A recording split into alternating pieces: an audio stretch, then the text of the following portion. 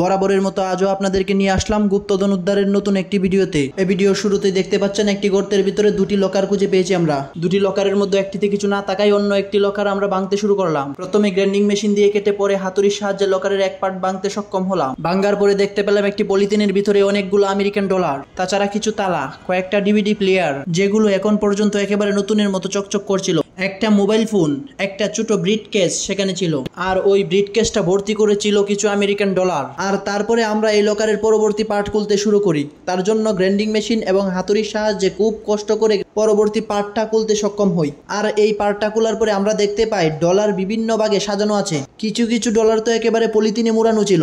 তাছাড়া এই লকারে একটি বড় ক্যামেরা ছিল, বড় ক্যামেরাটির সাথে একটি ছোট ক্যামেরাও দেখতে পাই। আবারও কিছু পলিথিনে মোড়ানো ডলার দেখতে পাই।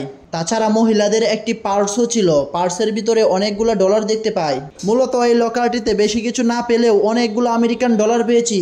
এই লকারের ভিতরে ছোট একটি ড্রয়ারও ছিল, সেই ড্রয়ারটা আমরা হাতুড়ির সাহায্যে ভাঙার চেষ্টা করছি। ড্রয়ারটা ভাঙতে সক্ষম হলে ড্রয়ারের ভিতরে আমরা একটা পিস্তল এবং কতগুলো ডলারের নোট দেখতে পাই। বন্ধুরা, এরকম আরও ভিডিও পেতে দয়া করে আমার চ্যানেলটা সাবস্ক্রাইব করে দিবেন।